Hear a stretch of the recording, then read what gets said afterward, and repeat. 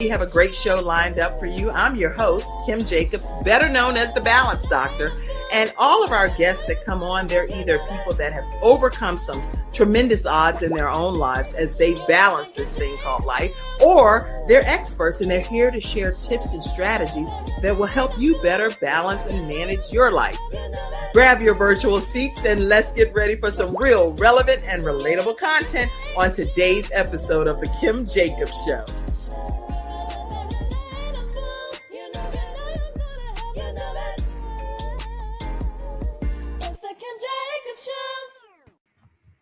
Hello, everyone, and welcome to this episode of The Kim Jacobs Show. Yes, we are talking today with prophetess Yolonda Gayden, and she's going to be talking today about what was meant to kill her.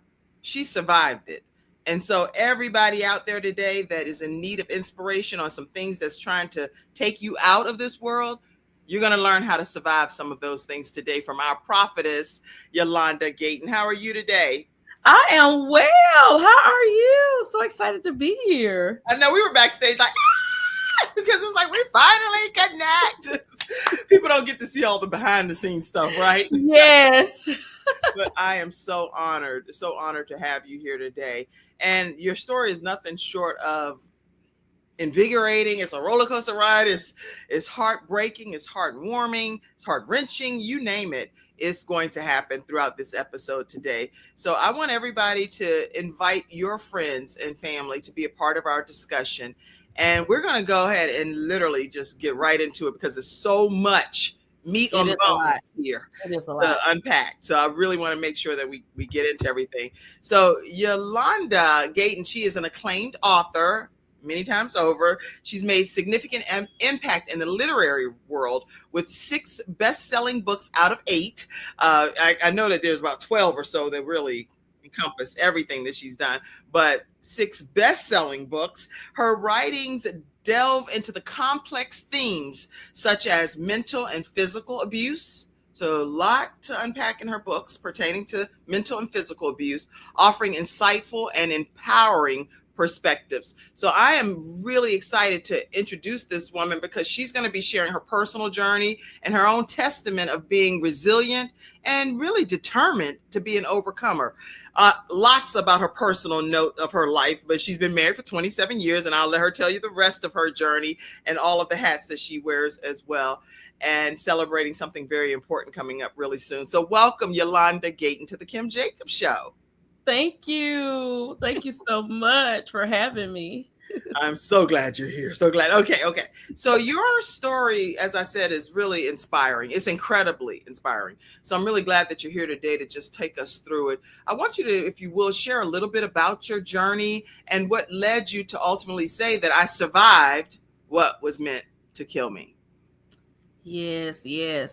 So as far back that I can really remember, it was around the age of 5 years old. Mm-hmm. And basically, my mother and father abandoned me and they were nowhere to be found. And I remember my great grandmother raising me, who was like 70 plus. She only had a first grade education. She only knew how to sign her name.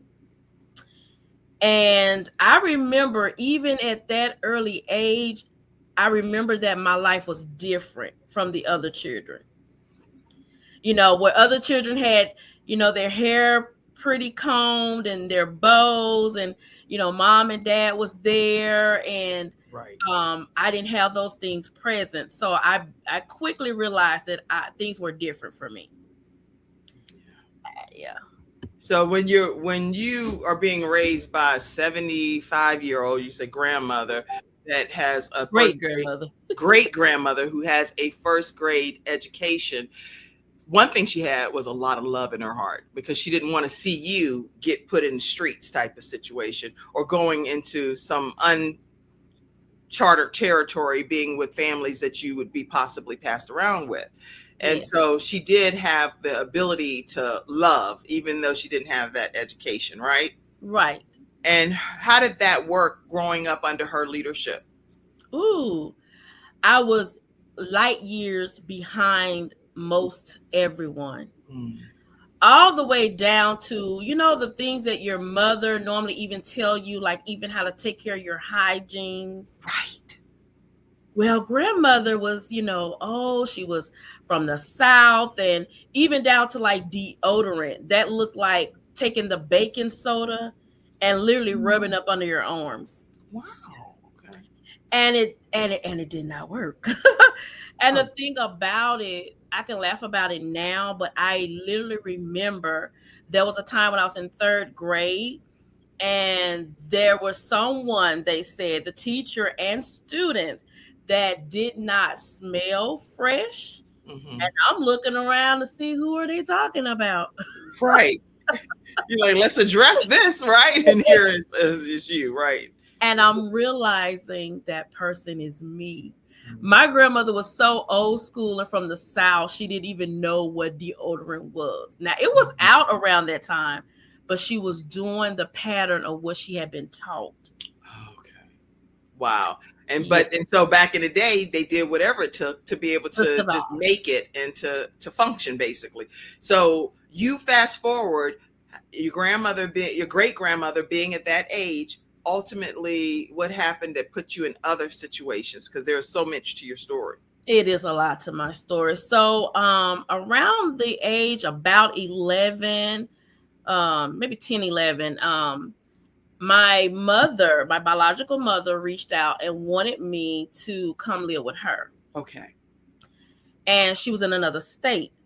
And so literally I got on an airplane and went to be with her. And I was so, you can only imagine a daughter always wants to be with their mother. I was just so excited. I was so happy.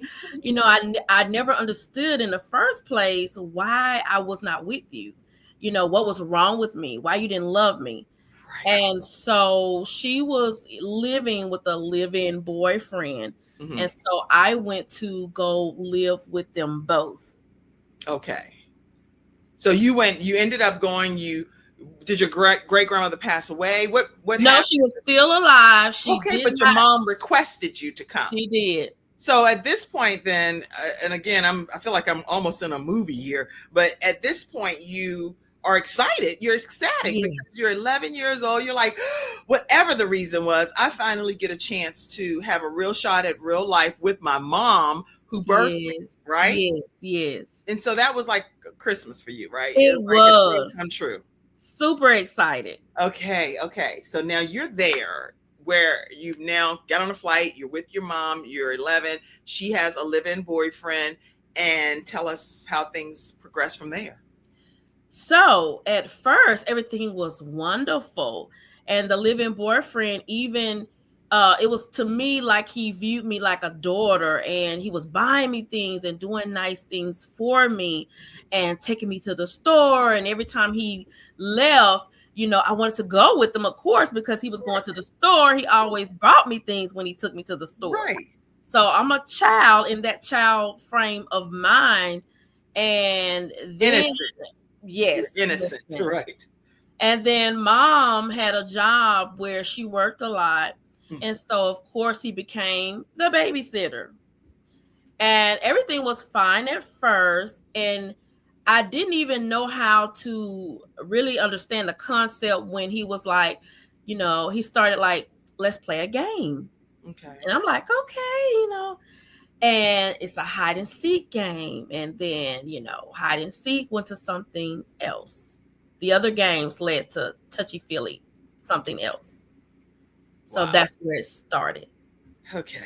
So, and it's really unfortunate, believe it or not, because there are so many father figures that never cross the line. And so on the Kim Jacobs Show, I definitely, where we're bringing balance to your household, one household at a time, I really want you to know that not everyone is molesting, raping, harming the children they've been assigned to care for, even if they're not their biological parents. So I do want to always provide that fair balance. But in your case, this turned into something, this is your own personal testimony. Yes.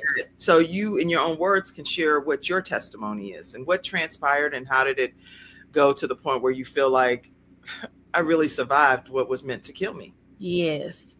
And so that went on, the touchy feely things, the games, and I felt uncomfortable, but I didn't know as a child how to really express it. It was tickle, tickle, tickle, and then rub in places that hands shouldn't have not been. And so I was weird. I was, like trying to focus, like what's going on, didn't know. And then things for him and my mom, financially, they kind of took a turn. Okay. So I ended up, going back to my grandmother for a little while. Okay. Kind of speeding up the, story, because it is a lot to the story. And stayed with her for a while. Mother wanted me back, I think a couple of years or so. Like maybe 2 years. Okay. I went back to the same living boyfriend. Same living boyfriend and her at a different place. Now, at this point, she doesn't know. Your great grandmother does not. Nobody knows that this person is invading your privacy at all. Not at all. Okay. Go ahead. Now it gets a little more deeper, because now he's starting to tell me these games that we're playing, they're our special little game. And I love you so much. And I know your mother haven't been there. She doesn't really know how to love you. But I love you so much. I love you. So those are the words I always wanted to hear. Although, like you're saying, I know now that grandmother had to have loved me, but she was not a person that knew how to express love, gave hugs, gave kisses. She wasn't that type of grandmother. Okay. So to hear him say, I love you, really, really resonated with you, and you wanted to do whatever was going to make that situation come to pass in a positive light. But so he's according to you, obviously he's infracting on your life and doing some things that at a young age that should never be happening from an adult, right? So how does this, fast forward and tell us, how does this ultimately get discovered? How do you get to safety in this situation? Who did you trust? I have so many questions. So just tell us. Okay. So like most people that experience this type of thing, it's always seemed like the same storyline, as far as the man saying, don't tell anyone. Right. This is our secret. You're special to me. And then later on, he got more aggressive and said, if you tell anyone, I'm going to kill you. And I'm going to kill your mother. Aww. And I will kill your whole family. And I didn't know what to do with that or how to process that. I just believed him. Right. So it went on with touchy-feely doing things to a full-blown, contact completely. It was completely, rape. And so that went on for a while mom was at work. A couple of times. I've never told anyone that, but I'm really ready to let my story be really heard. Even a few times while she was there, completely drunk. So one day my mother came home early for lunch, and she unlocked the door, and that little change, I don't know if a lot of y'all know, it's kind of an old school. The little projects that chain. Yeah. Yes. That metal chain, like that really wasn't going to keep anybody out, but for some reason it made you feel more secure. Right. And so she unlocked, then she tried to come in, and she's like, what's going on? And then I noticed someone had came in. I was like, I can break her loose. So he got nervous and kind of got up off of me. And then I was able to break her loose and holler and scream and run to the bathroom. So she's peeping in. She's at an angle where she can see me running to the bathroom. She gets in and she's like going off. Like, what's going on? Why is Londa running from our bedroom to the... He's like, oh, he's like, oh, it's not, what you thinking? She's like, I don't know what to think. What's going on? And then I was like, okay, just say it. Just tell her. Just tell your mom. Okay. Yes. Now at this point, what age are you at this point? I'm about 12 and a half. Okay. Because you had went back to your great grandmother. You came back again because your mom wanted you to come back with the same living boyfriend. You're there again. He's still raping you, and your mom now comes home early, unexpected from work, and discovers you running from their Yes. bedroom. Okay. Yes. Oh my gosh. Go. Yes. Yes. And so with him in there, scared, I'm balled up in a fetal position. I have, put my clothes on the bathroom. I'm on the couch and I'm like, I didn't know what rape was or how. I didn't even really know how to describe it other than I was like, he's doing things to me with his private. That's the way I said it. For one thing, my grandmother nor my mom wasn't around. I didn't know anything about sex education. Right. I didn't know nothing. Even when the female have their monthly to come on, I didn't even know what that was. That was that's a whole nother subject. It was so scary for me. So I wasn't educated on too much of anything. My grandmother didn't talk to me about those things. I didn't know about a lot of those things. And so when I told my mom in that fetal position on that couch that he had been doing things to me, she's like, what kind of things? What are you talking about? Right. Taking his clothes off on top of me, touching me with his private. And Now, where was he during this time? Just sitting there? He's like behind her. And as soon as I get all the words out, she's furious. She goes into this furious state, and he's like, "No, it's not what she's saying. It's not what she. No, you're getting this all wrong. This and that." She goes in the kitchen. She grabs a butcher knife. She started coming at him, and then I'm freaking out. I don't know what to think, what to do, and I'm like hollering. And then he grabs it, and she's trying to go down on him. He grabs it, and he's holding her, and they get into this little tussle. He's like, I'm telling you, it's not what you think. And he's calling her name. It's not what you think, not what you think. Finally, she just started, busting out crying, and she lets the knife down, and he's like, it's not what you think. Let's go talk about it. So he's talking to her, comforting her. I'm crying on the couch. He says, let's go talk about it. They leave to go talk about it.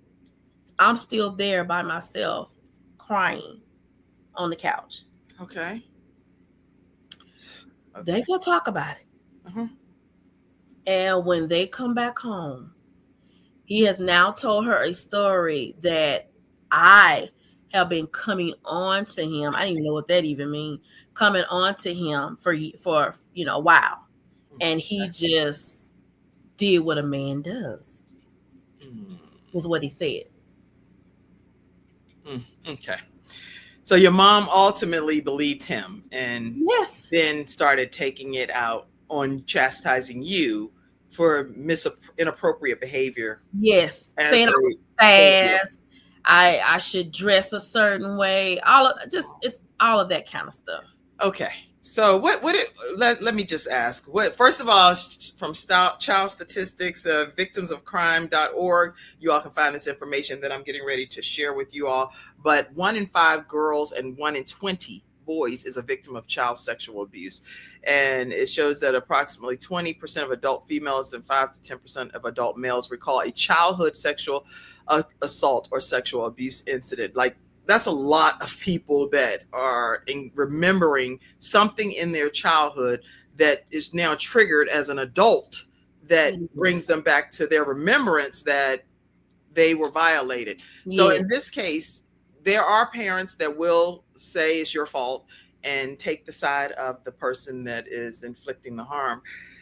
What advice would you give to parents that are dealing with situations like this and their children finally come forward? Because there are plenty of people watching the show. It streams in 100 countries. You know how many countries are experiencing some level of sexual abuse of the children in their homes? Yes. Any advice that you would give to the parent? You really need to take the time to listen to your child and listen to all the information. And I would do my own investigation, but something that's serious, we would have to go to the authorities. Okay. We would have to go to the authorities and allow that to all be investigated. I'm glad you're saying that, because sometimes within our own means of trying to handle a situation, hence your mom in that case went and got a knife. The knife they were struggling back and forth. Anybody could have life could have ended on that day for all three of you all, you know? Yeah. And so I'm really grateful that you survived. And that's what I Yes. want to just focus on. I'm so honored that you're here to share your story today. And like you said, you're sharing different pieces of it that maybe you've never shared before. So I'm grateful that you're comfortable sharing it here on the Kim Jacobs Show. A long process, but I am here now. Long process. And even as you've gone forward, there are a lot of people that you still put further trust in and decided that, okay, I'm going to go above my mom and go tell somebody else that I think is a higher authority. And how did that work for you? So I had always had a great relationship with one of my grandfathers. I'll just put it like that. Okay. And he's deceased. He's no longer even here. And I went to him to tell him what had happened. I was like, I can't hold this. I don't know what to do with it. I don't have nobody to tell it to. And I told him what was going on. I thought it was good until he started touching. He started feeling. He started rubbing. And then times where my grandmother was absent, he took it further, and then he raped me. Oh my gosh. Okay. Yeah. Okay. So the men in your life that are supposed to be the protectors, the ones that are letting you know that, sweetheart, life is going to be beautiful for you. I'm here to show you how a man should treat you, how a man should care for you. They are the ones that are violating you. And yes. Okay. Oh, wow. So yeah. So in the midst of all of this, you really feel isolated, alone, abandoned. What are some of the things I'm putting words in your mouth. What did you feel? I don't know. I don't know what I would have felt during those moments. I felt dirty. I felt very dirty. I feel super dirty. And even when I, bath, I still feel dirty. I feel nasty. I feel disgusted. So now at that particular time, I'm thinking my mother was nowhere to be found. My father was nowhere to be found. Now the people that I put trust in and including my mom, like they all failed me. They all let me down. So this is when I first started struggling with a little depression and didn't even know that it was called depression. Of course. So you're out of the house. Your mom gets you out of the house again, basically, as a result of what happened?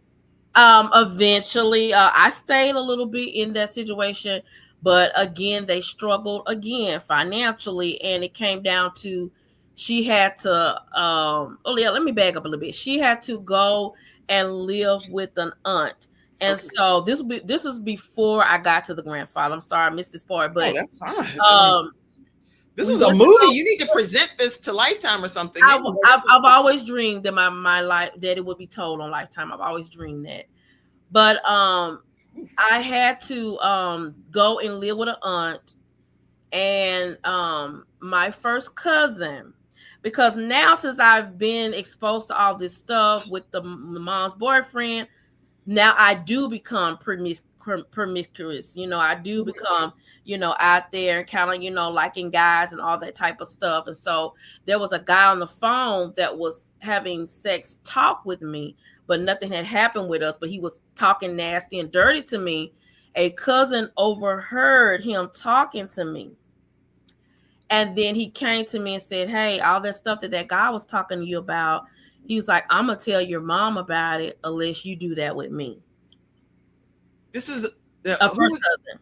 This is a first cousin. So like your mother's brother's child or a sister? A mother's sibling's child, yeah.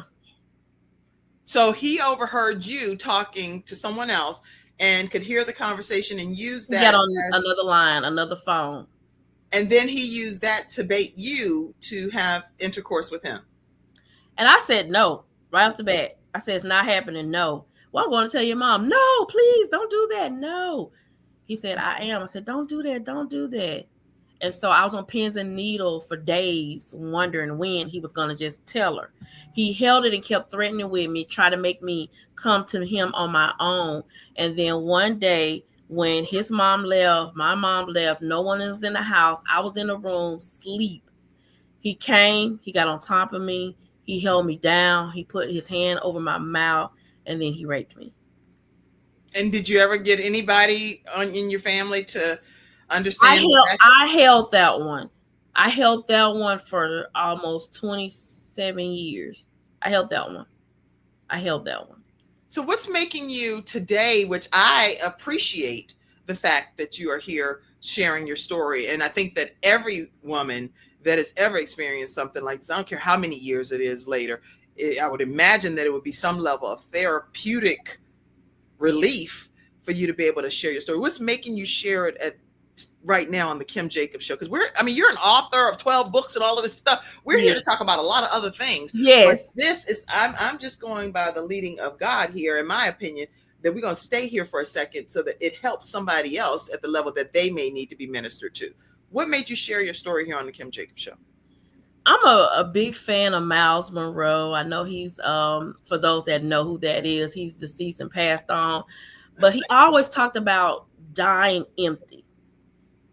And for a long time, I was like, dying empty, what does that mean? What does that look like? So all the things that I have went through, I want to die empty that is out and that is helping someone. I don't want what I went through to be in vain. I want someone to hear my story, and I want them to find healing, find safety, get a revelation. I want to die empty. I am so glad you're saying that. Yeah, Les Brown often says that as well. And he often talks about the fact that we don't want to go to our grave and we're laying on our deathbed, and surrounding us are all of our gifts, all of our talents. And they're angry that they were put inside of our body on this earth. And so you were inspired by Dr. Miles Monroe for that saying. I was inspired by Les Brown for that same saying. And I have made a commitment in my life, Dr. Prophetess Yolanda, that I will not go to my grave with my gifts and talents laying dormant on the inside. Yes. And so I'm really grateful that you are sharing this, because you have overcome so much to become who you are today. Are there any other closing comments before we transition pertaining to your backstory? Any advice for children that are now adults that are still holding it? Any advice? Anything that you want to share? I just want to say that from all of that, I was broken. I felt like nothing. I got very severely depressed. I started having mental issues behind all of that. I wanted to die. I didn't know anything about therapy. And I'm right now at this point, I'm a big believer. Jesus, coffee, and therapy is actually what I say all the time. Jesus, coffee, and therapy. Somebody type that. And I need a therapist. There's nothing wrong with a therapist. And a lot of times in the Black community, it's deja vu. We don't talk about it. We think that people that go see a therapist, we automatically, they're crazy or they're lunatic. Mm-hmm. No, it means you need mental help. That's right. To get in a good mental place. I ended up being the party girl. I ended up, alcohol was my best friend at that time, because I was trying to, all of the stuff that I was going through, I was trying to find a way to escape it. Mm. And so alcohol was my best friend. Like, it almost got me killed and everything. It was my best friend. I literally became an alcoholic to the point I had alcoholic in my jean pocket every single day, all day, orange juice and gin, all of it.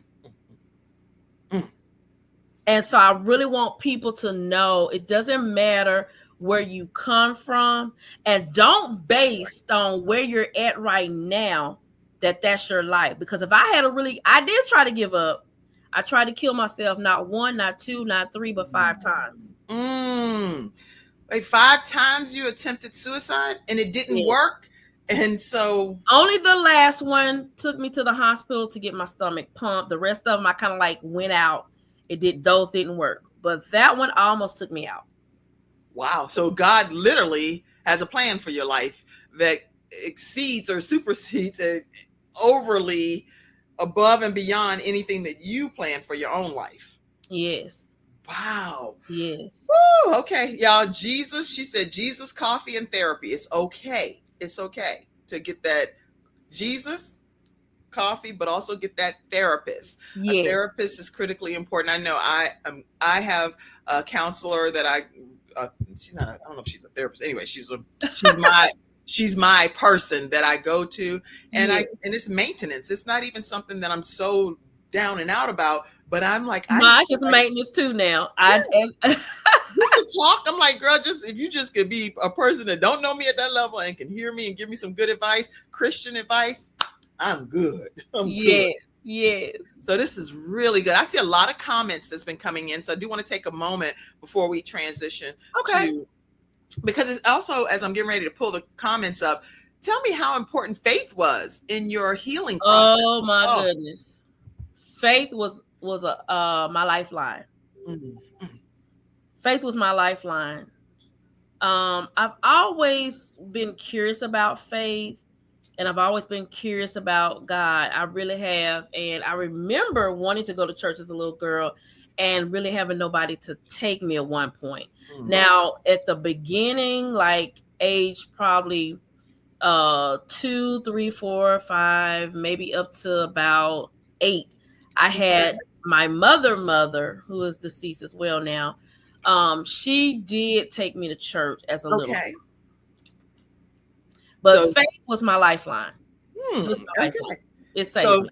So it's important then to make sure that people have some spiritual component to their journey if they're planning to really survive and transform and navigate some of the things, the hardships that people may be experiencing. I know there are different people that have different, beliefs and things of that sort. But all I can tell you for Yolonda's personal testimony, Jesus Christ saved my life. I was down. I remember, oh God, it is so much to unpack. I need a 2-hour series with you.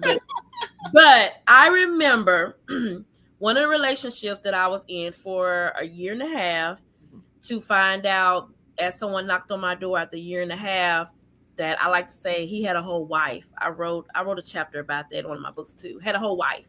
I thought I had finally found love and things were starting to look good. So I thought, and he had a whole wife. So the husband that I'm married to now, I cried on his shoulder to tell him, the man that I was in love with, that I wanted to be with for the rest of my life. Mm-hmm. I find out now he has a whole wife, and I am torn. Mm-hmm. I am more just wanting to go somewhere and just die. Wow. And that's because he didn't tell you, so you're falling in love with him. You're living your best life type of thing. Oh yes, we're out of town. We're doing things together. He's over at 2 or 3 in the morning. He has no ring, no sign. I knew his mother, his cousin, his sisters. Aww. And they knew he was married? Yes. And everybody knew he was married except you. Exactly. Oh my gosh. Okay. So and it's not like, how sometimes people be like, girl, you knew, you really. I know people say that. But you're like, I really genuinely didn't know. Well, I didn't have a clue. Mm-hmm. Even when I went to see him, I seen him at his mother's house, that it was his room, but I found out later it was his room when he was living with his mom. Like, he didn't really live there. Oh, so it was like a whole family scheme type of thing? That's bizarre, isn't it? That everybody was in on it? Well, when it was finally out, mm-hmm. And unfortunately I made it come out. That's a whole nother. That's a whole. Oh, girl, you gonna have to come back on the Kim Jacobs show. Like, just schedule yourself once a month. And so I asked his mom, like, how could you not say anything? She said, my son is grown. That is his business. She said, I like the wife and I like you a lot too. Aww. She said that's his business. I was like very confused by that, but yeah. So that ended, and him and his wife stayed together. With a baby. Yeah, I had a baby. Oh God. Yeah. Okay. So, well, anybody that is on a roller coaster ride other than me, that you have your seatbelt safely secured, but you're going up and down, up and down, It's a lot. please put it in the comment section. Let's go It's a to some of lot. these comments. Okay. Wow. Oh, Lord. Okay. I see you saying, oh, Sandy Sanders. I'm sure she want to have you on her show. She is one of my contemporaries with Oh, CTR Media Network, and she has authors that come on her show. Her explanation of what she encountered and experienced is represents the stories of so many other women. Yeah. it does. Yeah. I mean, you're really a voice for a lot of people that have silently suffered. I commend your guest for courage, sharing her story. Thank you so much for those comments. And if you all have not Thank checked out you. Sandy Sanders' Coffee Conversations, hey, Coffee Conversations with Yes, I love coffee. Coffee Conversations with Sandy Sanders. Make sure you check out her show. Wow. Nijong says, good evening, ma'am, because he's out of the country. So it's Oh, evening where he is. And let us know where you're visiting in from, Nijong. We'd love to know that. Again, the Kim Jacobs Show is on CTR Media Network, and it's in 100 countries. Thanks to CTR Media Network, we are now also, let me pop this up because I think it's important for you all to know that if you ever want to catch any of these episodes, you can also download the CTR Media Network app on Roku, Fire TV, Apple TV, Android TV, and subscribe to the CTR Media Network.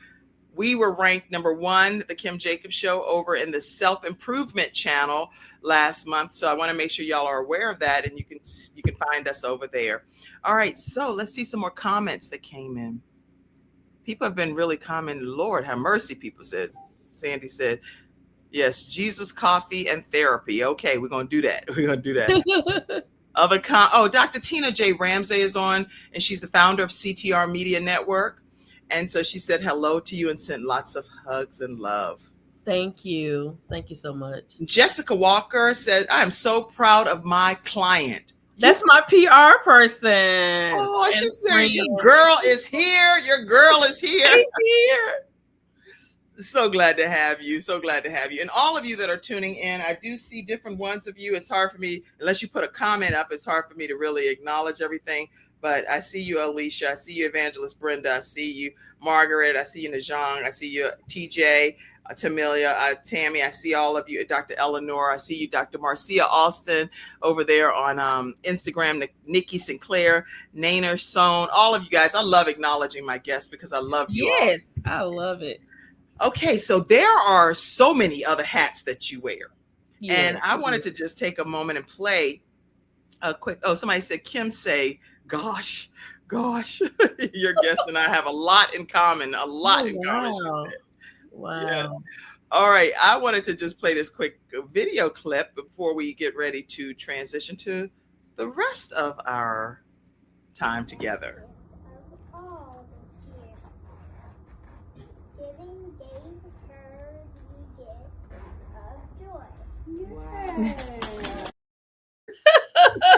Oh, that's her. What was she doing? Reading the book? She was reading one of my children's books. Oh, nice. Oh, Hannah. Okay. Tell us about your book, Hannah. Well, Hannah is actually my baby daughter's name. She's 26 now, but it's her name, Hannah.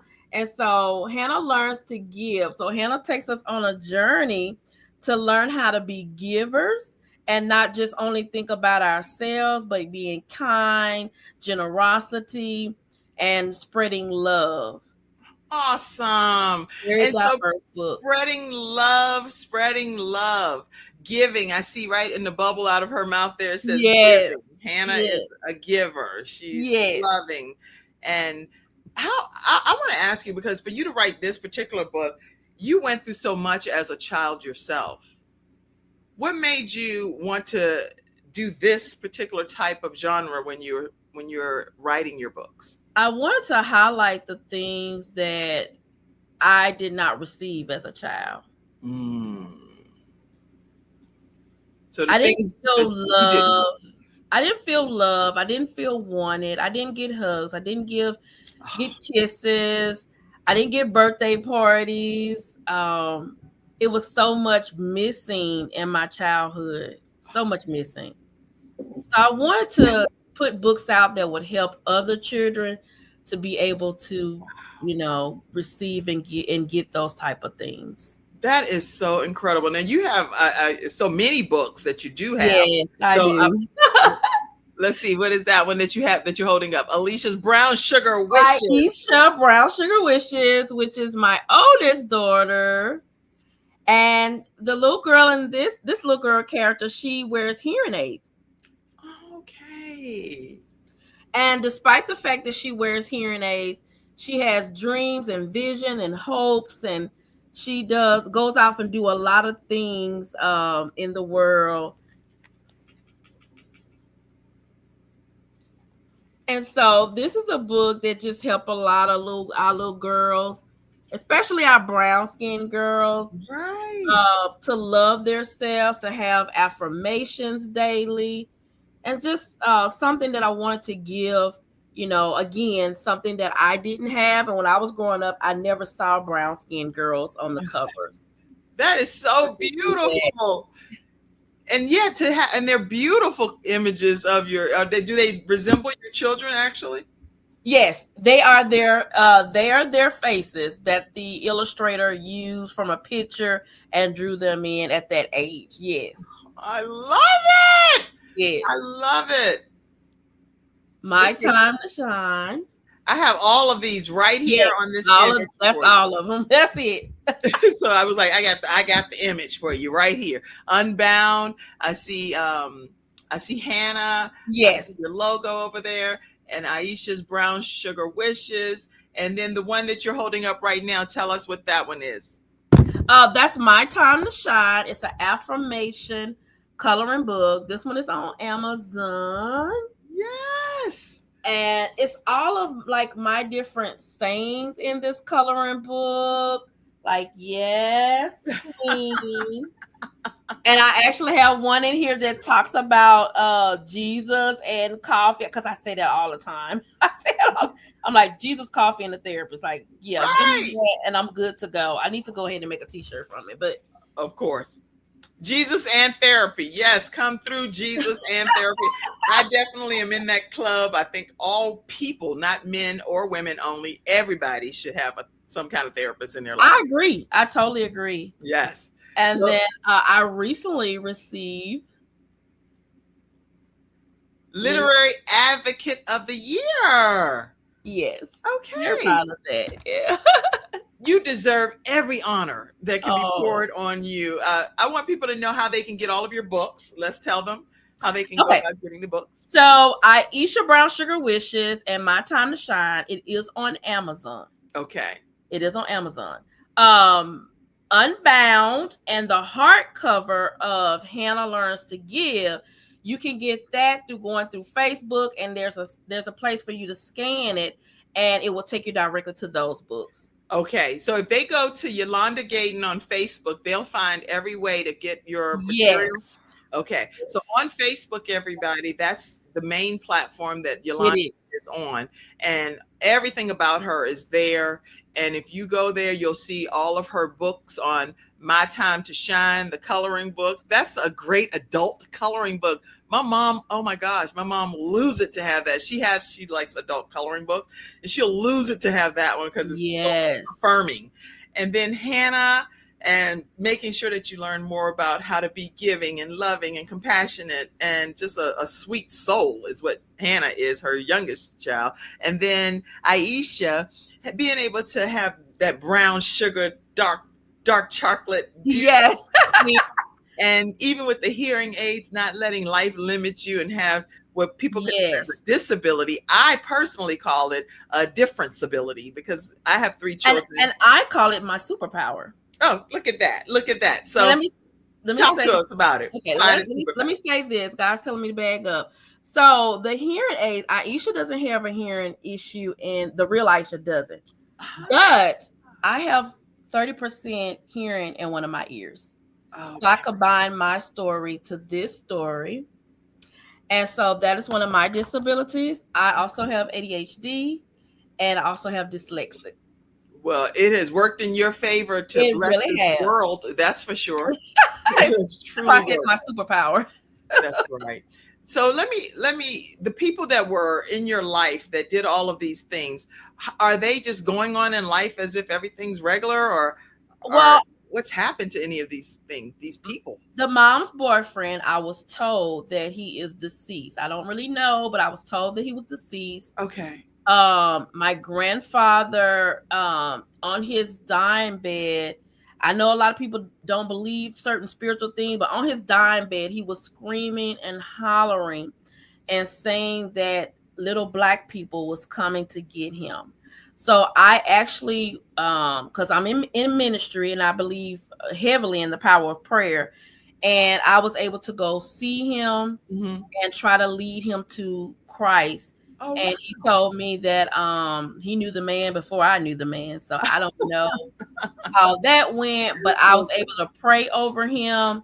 And the little people left, and he was like, "They're leaving, they're leaving." I'm like, "Yeah, wow. because yeah, I don't play. That's why they're leaving." Well, you know what? The beautiful part then is that I even in the forgave midst of go ahead. That's what I wanted you to talk about. I Say it forgave again. him, and it was a process, a long process. Mm. And it was a long process for me to forgive my mom, because some parts of what I did not say is I ended up getting into voodoo after all that stuff had happened. And I had a voodoo doll of my mom, and I had such hate of her for her, and I wanted to see her dead. And it's not no secret. She knows. I cut up pictures of her. I did seances, the whole 9 yard. I even told her one particular time that she still remembers and talked to me about it not that long ago. She said, "Do you remember the time you said that I was going to come down the stairs and break my leg?" And I did. I said, "Yes, ma'am, I remember." I gave all of that up. And that's why I said, for me, Jesus Christ was my complete savior, because I got redeemed, I got healed, I got delivered. I was able to forgive all of those people. And again, I want to make sure I say it was a process, because even after I gave my life to Christ, started walking as a Christian in the Bible, I remember a coworker said to me, "You're such a powerful woman in the Lord, but I noticed you still deal with unforgiveness of your mom." And I was like, "No, I don't. No, I don't. No, I don't." But I did. Wow. Wow. Yeah. And so you personally went into some deep, dark areas that were areas that you had to be delivered from in order to have God ultimately work his best work through you. Yes, ma'am. And you started Y.C.G Ministries, women's empowerment and giving hope to women. Yes. And so, how do you empower women now through your ministry? Oh my God. Well, I'm a certified life coach, so there's a lot of people that come to me. I am going to be looking at becoming a licensed counselor therapist myself, because I end up kind of going in a realm that I'm like, oh my God. I mean, by life, I'm definitely qualified, but I don't have that degree. I have a degree, and I'm working on a degree right now. Right. But I do it by I clothe, I feed, meeting the needs or whatever they need, being a listening ear, giving Christian advice, leading them to the Lord, going out and doing outside ministry. It's so much to I do a lot. It sounds like it. It really does. And what advice do you give women that are struggling with some of the same types of issues that you struggle with across your journey in life? The main thing that I like to tell women is it's not your fault. Okay. And make sure that because see, that's one of the things, that voice that we hear that says it was your fault. It was your fault. No, it was not your fault. And as I told my mom, I said, I don't care as a child if I was stripped butt naked and came to a man. A man is gonna say, "Little girl, if you don't get somewhere, and I'm gonna tell your mama, because and I'm gonna tell your mama, have a conversation. You ain't gonna be getting and me in trouble, probably beat you, and probably beat your behind at the same time." Right. That's what a real man do. But that I'm like, they want to use all of these excuses. So the main thing I like to tell women that's going through is that, okay, you may be here now, but you don't know what tomorrow holds. That's right. You need to hang on, and you need to know that, first of all, it was not your fault. That's good. there's healing for you if you would like. That's good. And once again, I lead them to what, Christ and a good therapist. Now, I didn't have a therapist. As a matter of fact, very interesting. I just got a therapist like the middle of last year. Okay. And she is amazed by my story. And I just told her I just, want someone that I could just maintenance, like you said, maintenance everything. Because she's like, girl, I'm trying to see how you made it this far. It's a lot. It's a lot. And I'm really impressed with the beautiful smile, the great joy that's permeating through your being in the midst of everything that you've experienced and overcame. So this is God has been so amazing to me. Once again, not pushing God or religion on anyone. I found relationship through God. On this show, you talk about God all day long. So I found out my identity and who I was, and that I am so loved, and that God has a purpose and a plan for Yolonda. Yes. I have been able to raise 4 beautiful children who are doing incredible things in this world. And 3 of them are college, 2 have master's degrees, and 1 is getting ready to finish off her bachelor's degree.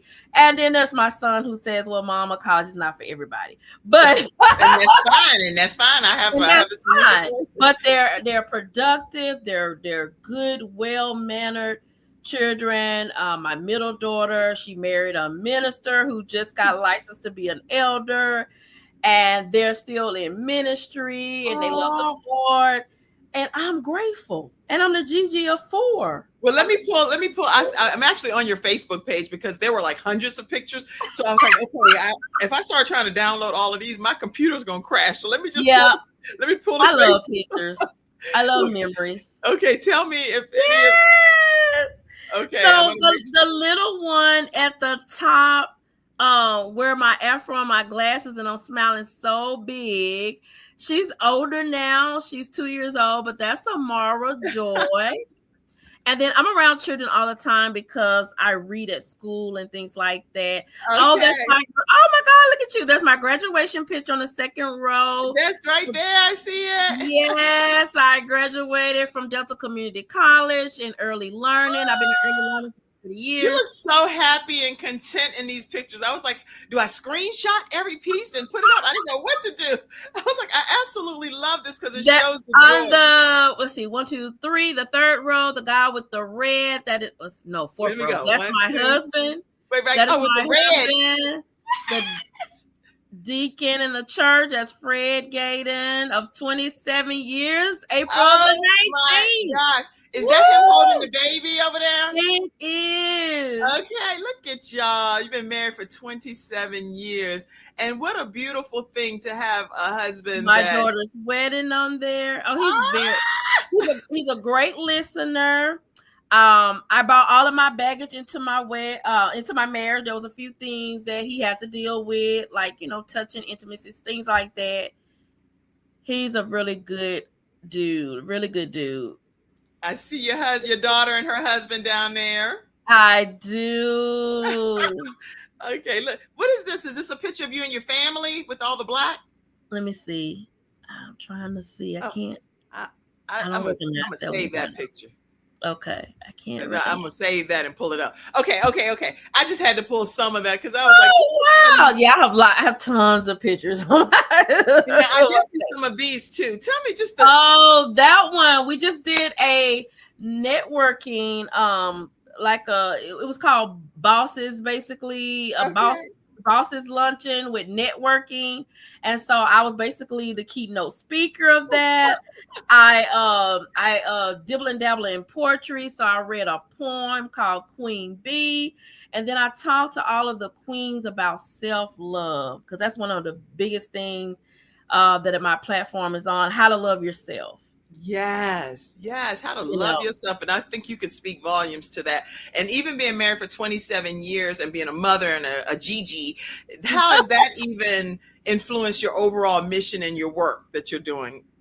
Oh, it has been phenomenal. I really have embraced it as well as I can. And just, being able to, I believe that, well, some people have told me that I'm a role model to them. I'm like, oh, okay.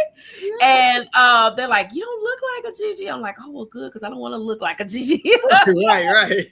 So just being able to inspire other people that, you can have a family and you still can do the call of God, and you can be, I'm very active in my, my grandchildren's life. I'm very active, going down to Baton Rouge this Saturday for a 1-year-old birthday party. That's so good. And rightfully so. Rightfully yeah, so. so very, very active. And I tell my husband right now, since we're empty nesters, the last one just left last year. Okay. It's our time. It's really our time. So, so yeah. Let me see. What is this? This is your award that you That's received? the award. I recently just received that award. I don't even think it's been 3 weeks. I've just received that award. So you never know. You come on the Kim Jacobs show, we can have some real I know. Because it's like, you've been through a lot, but at the end of the day, I really have. That's my husband, and that is Aisha, where the book was inspired. Aisha Brown Sugar Wishes. That's my middle daughter, and I'm super excited. I had no idea that I was going to win. I was like, oh my God. I was listening. I was like, they're going to call somebody else's name. And then I was like, oh my God, they called me. You're like, so dramatic with your fascinator on. You're like, I am very, I know. People tell me I'm animated all the time. But what is this picture of? I saw this on Facebook. I just wanted to pull it out. I'm trying to see what that one is. It looked like there was some kind of conference or something. Anyway, okay, this book. I saw this. What about that? So that one is the last anthology book that I have been in. And anthology is where a group of people come together and tell their stories. Okay. And so I tell my story, how I went through domestic violence. We didn't even get to talk about that. I went through domestic violence with 2 relationships where I actually got beat. Oh, well, you gotta come back. You gotta come back and talk. We want to hear all of it. Yeah, I actually confused that with love at the time. I thought, oh my God, he's hitting me. He must really love me. Aww. Yeah. I was that's the whole thing. Domestic violence, and I really want us to have a domestic violence episode because there are so many women that would. Oh, I have a lot. Please come back to that. A lot. Tell us about this too. That's your book release. That's my book release, and all of my book release has been fantastic, has been great. God has really blessed me. I'm getting ready for another book release, April the 12th. If you're anywhere in Monroe, if you're anywhere where you can drive, we're going to have resources table set up, and we're going to be talking about autism. Oh, good. Okay. Being an early learning teacher is something that I have saw, and I really wanted to highlight. I'm definitely want to highlight all types of disabilities. Okay. But I have a book coming out called Noah's Voice. Okay. Well, do I have a picture of that? You don't, because to get the people there, look, it's a book reveal. Okay. Cover. So I haven't released it yet. But make sure we get it. I will. I want all inquiring minds to actually come out. Okay, what is this? This right here is to get into, it was a special that I was running because, I don't really want money to be a factor, although I'm full-time now, so I do have to make a living. But I ran a special to get clients to come in and see how I do my life coaching and how I could be beneficial to them. Right. And so I was giving them an opportunity by running a special. Oh, nice. Okay, that's great. And I'm make sure you all get that QR code. Oh my God. And make sure you get the QR code if you want to go ahead and screen that so that you can take advantage of the special. Yes. Okay. And this was Mommy and Me Affirmation Social. Oh my God, it was phenomenal. Okay. I so enjoyed it. I also I read another poem that I had did. God been doing about going and revisiting poetry. I used to write it all the time. Come through poetry. Yeah, so I did that, and then I also talked about self-love because it's just really like my staple point, besides talking about all the other things that I can elaborate and talk about on a personal note from personal experience. God has been good to me. I've had a really blessed life. If I was to go home and be with the Lord today, not ready, but if that was his choice, I can honestly say the little girl who was lost, who was confused, who was broken, wanted to die, who had depression that I was fighting, who thought I was worthless, who cried myself to bed many nights. I was talking about cried hysterical. I never knew this was the plan that God had for me. I help change lives. I do a lot of ministry. I work a lot of departments in my local church. Shout out to my pastor, Pastor Ronald L. Green, and my first lady. Pastor Ronald L. Green, where are they located? Come on. They're in Monroe, Louisiana. My first lady, Marilyn Diane Green, who is also my big sister. She adopted me 30 years ago, and she is a phenomenal big sister. I love both of them. I love my ministry. It's in Monroe, Louisiana, on Highway 15, Spirit of Deliverance Church of God in Christ. I'm a Kojic girl. All right. I'm a Kojic over here too. Oh my God, I didn't know that. Yes, come through, Kojic. I'm in North Carolina's second jurisdiction under Bishop Kenneth Emmanuel Powell and Lady Beverly Powell and Mother Patricia D. Lofton. Yes. Well, come on now. But very proud of that heritage too. I know Kojic is not the only people that have it right. I'm not a denominational, believing that we all have it right here, but I do love the Grand Old Church of God in Christ, and that has been, where God has, had me for the last 30 years, and it has been phenomenal. And what's your pastor's first name again? Ronald. Pastor Ronald Green. Okay. Yes. All right. This is oh my gosh. I'm thoroughly enjoying our conversation, and like I said, I feel like it's been a roller coaster ride, but I'm glad to see that it has, and it's so many more missing pieces. So I would love to come back. And those are just someone buying the Hannah books, and I had to put them in a little cover to protect them. I think that person bought like 10 a piece. The sensory family event, it was another guy is really big. All of my events, Monroe have showed up and showed out, and I'm very thankful, very, very thankful. It sounds like you're just oozing with gratitude. I am. That's what I think I'm walking away with. No matter what happens in our lives, our circumstances don't always dictate the outcome of our destiny. There you go. God. And I just want to give a shout out again to your husband. I think for him to be there by your side for so many years, and you all are happy and G.G. and granddads and all of that stuff. He's Paw. He's Paw. He's Paw. Okay, Paw. That's so beautiful. Is there anything else that you wanted to say that would be something that you want people to walk away knowing about you? Because this picture right here is the picture. It's the epic picture to me to say, girl, I got the last laugh. I'm living my best life. and once again, I truly am. God, I really wish I could put it into words, but when I say God has been so faithful, I don't want to do this. God has been so faithful to me. I have had an incredible, amazing life full of love. Thank you, Jesus. All the things, that I wasn't given as a little girl, God has more than made up for it. All the birthdays that I didn't celebrate as a little girl, people will tell you here at Monroe, I celebrate my birthdays in a grand way. What do you do for your birthday? Tell us. Oh, a lot of times, like I think the last one I did, I had a photographer, I had decorations, we went to a restaurant, I had a huge big cake. People around me, so just showed love and gave gifts. They got to stand up and speak. A lot of people told me, what I meant to them in their lives. I had student workers. Oh, thank you, Nina. Said, we love you, Yolonda Gayden. Oh, sweet. Thank you so much. Hey, beautiful. My mom said, I love. I love. And then let me say this too. Sandy Sanders said, powerful. These are the type of testimonies that will lead other people to Christ.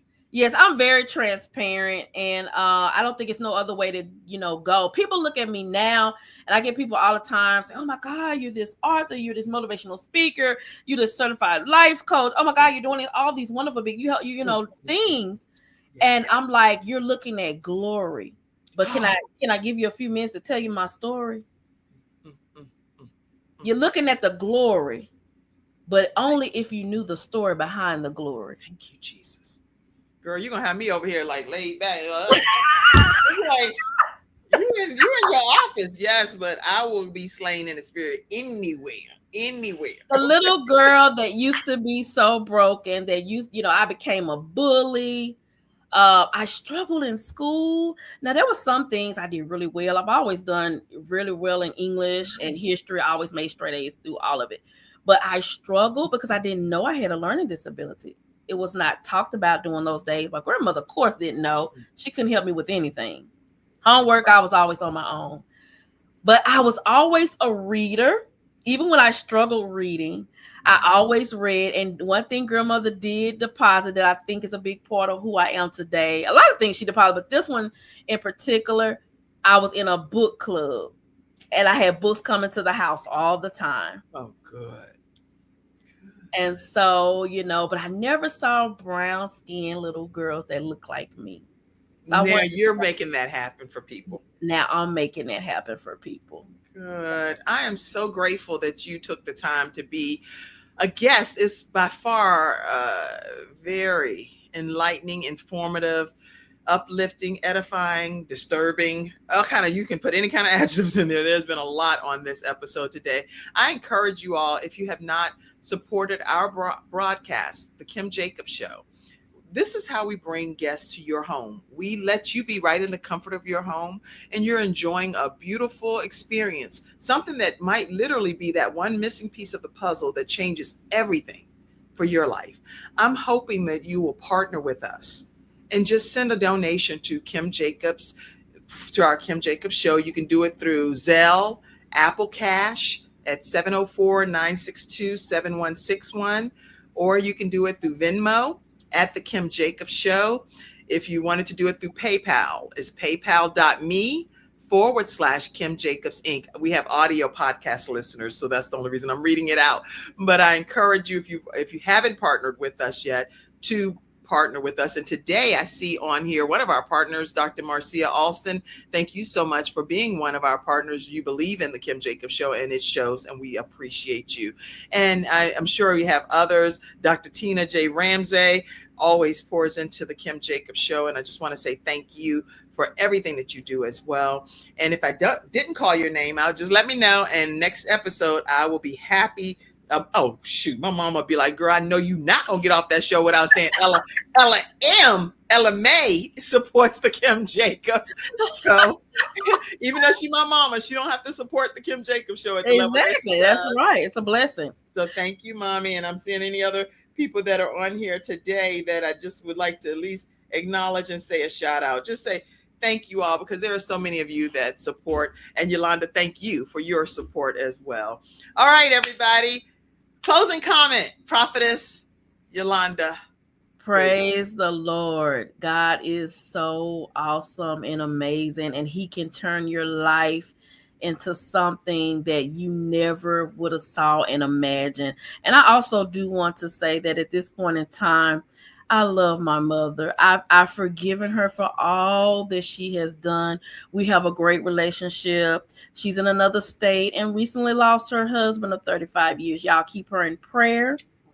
I love her dearly. We have healed and we have moved on. My mom had me, I think, at 15, very young. And so I also listened to her story and understood things even better. So glory unto the Most High God. Stay faithful, get in the word, give your life over to Christ. He is the true and living God. Praise God. Y'all stay connected. How do they stay connected with you? And then we're going to get on off this good show. You stay connected to me by hitting me up on Facebook. It's one of my main platforms. I am on TikTok as Jesus Chick Global. I am on Instagram, Jesus Chick Global again. But if you really want to get in touch with me, Facebook is going to be your best outlet. Thank you so much. Okay, and thank you so much, Kim, for all that you're doing with your amazing show. May God continue to bless all of your efforts. Continue to go forth and continue to do the work of the Lord. Thank you so much for being here. You've made my heart glad. My cheeks are burning from just smiling and being with you and spending this time. Thank you all for tuning in today. Listen, tune in Monday through Friday at 11 o'clock a.m. Eastern Standard Time, right here on the Kim Jacobs Show. Thank your daughter, too, for getting that video clip over. We appreciate the work. All right, everybody. Love you all, and we'll see you again tomorrow at 11 o'clock a.m. Eastern Standard Time. Oh, wait. What am I doing? I got to make sure I tell y'all this. What in the world? I got to let y'all know that I'm a new pastor here in Charlotte, North Carolina. And we invite you to be a part of our Sunday worship experience on Sundays. If you have not come to visit with us yet, we'll put it over in the comments section. And we want you to come and stand on the promises of God with us at Promise Fellowship Church. And I did have the image here, the final image here of where we actually hold our services. It's right at the Brownstone Signature Events venue. So when you come in there, yes, it's an event venue, but it is a sanctuary on Sundays. So make sure you come and fellowship with us. All right, everybody. God bless you and have a grand rest of your day. Love you all. I'll see you backstage. Bye-bye. Thank you for tuning in to today's episode of The Kim Jacobs Show and for being in the virtual studio audience. Your presence truly does make a difference, and I look forward to you bringing your friends and family to join you in the virtual studio audience Monday through Friday at 11 o'clock a.m. Eastern Standard Time. I look forward to seeing you and make it a great day.